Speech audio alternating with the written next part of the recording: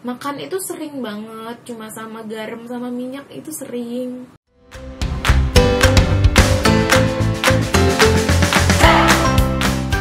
Sebelum menonton videonya, klik tombol subscribe dulu. Jangan lupa klik tombol lonceng juga untuk terima notifikasi setiap ada video baru dari aku. Gimana? Udah? Sip? Oke, yuk, cus, yeah, happy watching! Hai, Assalamualaikum warahmatullahi wabarakatuh. Gimana semuanya kabarnya? Tetap sehat-sehat aja ya. Please, tetap ikutin anjuran pemerintah buat bekerja, belajar, dan beribadah hanya dari rumah aja. Well, hari ini aku mau sharing seperti biasa. Setiap hari Sabtu itu adalah waktunya untuk sharing tentang personal life aku. Agak kaget juga sih kemarin yang minggu lalu dapet sambutan yang luar biasa banget dari kalian semua. Thank you banget, terima kasih buat yang udah dukung aku, buat yang udah support juga, buat yang udah ngerasa terinspirasi sama cerita aku. Well, paling enggak memang itu sih yang paling jadi tujuan aku buat sharing video itu, buat berbagi dan supaya paling enggak kalau nggak bisa ngasih materi, aku bisa ngasih motivasi, inspirasi, atau apapun lah itu yang kalian bisa dapetin dari video-video aku. Kali ini aku masih berdasarkan respon dari video yang kemarin. Jadi banyak banget yang DM aku atau WhatsApp aku dan inbox aku dan ngerasa bahwa mereka juga punya cerita yang sama. Bukan cerita suaminya yang sama, tapi cerita tentang bahwa mereka juga punya kisah hidup dan latar belakang yang sama kayak aku, yaitu as a broken home child. Jadi di mana keadaannya bahwa orang tua kita itu berpisah. Sebenarnya berat banget buat ceritain ini karena aku akan selalu nangis biasanya. Semoga aku gak nangis sih ya, karena aduh, nangis itu capek loh. Jadi aku pengen jadi ada yang request gitu, ceritain dong gimana rasanya jadi anak yang berasal dari keluarga yang bercerai, terus gimana biar bisa survive dan gimana kok bisa tetap kuat ngejalanin semuanya gitu. Jadi kalau diceritain sampai semuanya bakal panjang banget. Cuma aku akan di sini ceritain dulu ketika keadaannya itu broken home atau terjadi perceraian di antara orang tua. Well, kehidupan itu gak akan sama lagi. Jadi bohong banget kalau ada yang bilang setelah perceraian gak akan ada yang berubah. Pasti akan ada yang berubah. Jadi that's why aku pengen buat kalian di sini nanti ini sebagai motivasi hidup aja. Jadi jangan sampai hal ini terjadi sama kalian atau sama anak-anak kalian nanti, karena perceraian itu bener-bener deh yang paling merasakan dampaknya itu adalah anak-anak. Nah, yang pertama yang aku pengen share adalah ketika sebuah perceraian terjadi itu adalah yang pertama kita akan kehilangan figur salah satu orang tua. Gitu, namanya berpisah pasti nggak mungkin tinggal sama-sama lagi ya. Dalam kasus ini aku kan tinggalnya akhirnya sama mama aku. Jadi sejak umur 3 tahun. Jadi ceritanya bahkan waktu itu ketika perpisahan itu terjadi, adik aku lagi dalam kandungan malah. Aku umurnya 3 tahun. Aku jelas gak paham waktu itu, jelas gak inget. Cuma yang aku inget kayak beberapa kali papa aku ke rumah dan dia kayak, dan datangnya itu selalu malam-malam.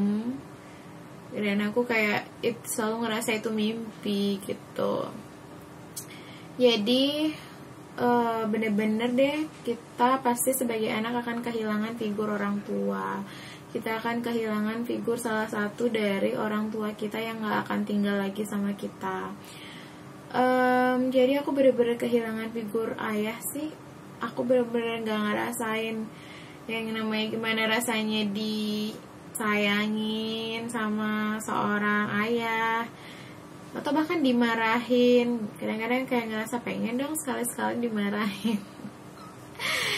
Kayak bener ya, nggak tahu gimana rasanya punya ayah itu kayak gimana gitu.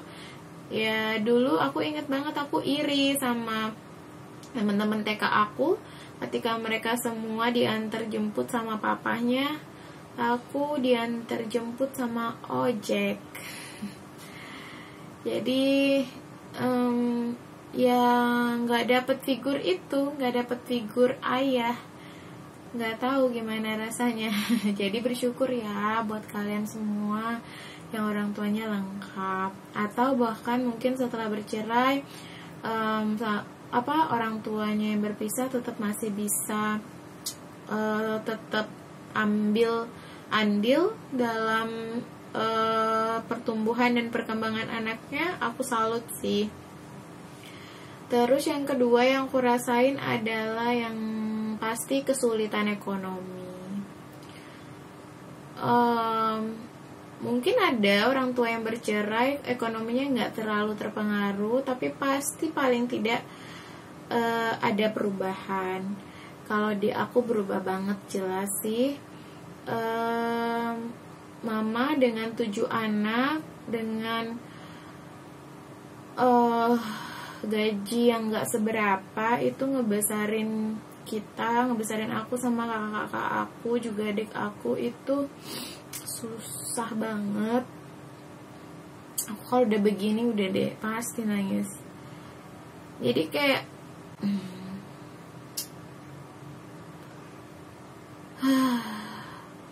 makan itu sering banget, cuma sama garam sama minyak itu sering. Dan yang paling membekas sih di aku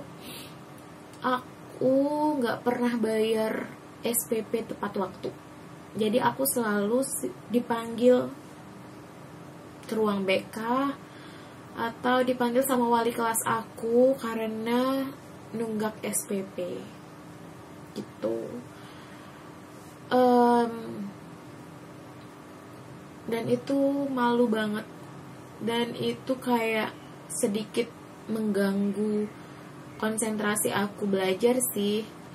Kayak selalu ngerasa takut, selalu ngerasa nunggu-nunggu, aduh bakal dipanggil nggak, aduh kapan dipanggil gitu, dan aduh harus ngasih alasan yang sama berulang-ulang kali. Kayak selalu bayarnya itu setiap 4 bulan atau 6 bulan bahkan, karena sesulit itu gitu. Mama ngerawat 7 anak dan semuanya sekolah. Jadi bener-bener susah banget. Ya kita kayak dulu itu bener-bener apa aja dikerjain. Aku masih inget banget, kayak setiap aku mau berangkat sekolah, kayak kalau mama gak ada uang buat kasih aku uang ongkos buat naik angkot, itu aku harus jual kertas dulu ke pasar, jualin buku-buku lama aku, bahkan kadang-kadang ada yang masih aku pakai, biar dapat sekilo aja, dan sekilonya itu cuma 3.000, dan itu cukup buat ongkos angkot aku berangkat 1.000, pulang 1.000, dan bekal aku di sekolah 1.000, kayak gitu. Terus kayak kalau udah nggak punya uang, kayak kakak aku harus gadein TV yang ada di rumah. Dan ya gitu deh, pokoknya berat lah kalau ngomongin masalah ekonomi. Dan pasti di mana-mana namanya perceraian pasti deh akan berdampak banget sama keadaan ekonomi. Aku bersyukur sih punya orang tua, punya mama yang benar-benar kuat, yang benar-benar ngajarin aku artinya berjuang gitu loh, yang nggak nyerah sama keadaan gitu. Dan yang nggak pernah menikah lagi setelah perceraian ini karena dia cuma mikirin anak-anaknya. I love you ma. Terus dampak dari perceraian itu adalah krisis percaya diri. Jadi kalau kalian lihat aku ya, sebenarnya sampai sekarang kayak aku itu kalau ketemu orang yang baru, misalnya duduk deh gitu, aku gak akan pernah memulai pembicaraan duluan. Karena aku cukup tidak percaya diri sama diri aku. Aku selalu merasa ada yang kurang, aku tidak pantas, aku tidak selevel, aku tidak ya tidak sama gitu. Jadi ngerasa selalu takut. Karena dulu pernah, jadi ini traumatik banget nih buat seseorang yang pernah ngatain aku kayak gini. Aku selalu ingat kamu loh. Dan kamu benar-benar ngasih trauma yang cukup buruk buat aku sampai saat ini. Jadi aku pernah kayak itu baru masuk SMP. Dan aku ingat banget pesan mama aku, buktiin ya meskipun kamu dari desa. Jadi aku masuk sekolah favorit. Yang ibaratnya kayak orang-orang pinter se-kabupaten aku tuh, sekecamatan ngumpul di sana gitu. Ya udah kayak mama bilang nggak boleh minder, harus supel, harus sosialisasi gitu. Ya udah kayak hari pertama gitu kan masih ospek gitu, ya udah aku kayak ngajak ngobrol aja gitu, hey siapa namanya gitu, nah, kelas apa dapetnya gitu. Dan aku habis itu kayak beberapa lama kemudian dia nggak tahu aku duduk di sebelahnya, kayak kita belakang-belakangan gitu, tapi aku tahu itu dia kayak ngomong gini, tadi tahu nggak ada yang sok kenal, sok deket banget, ngajak aku kenalan gitu. Udah orangnya dekil, apalah gitu, pokoknya aku dikata-katain. Jadi sejak itu aku nggak pede kalau ngajak kenalan orang duluan. Kalau diajak ngobrol baru mau ngobrol itu.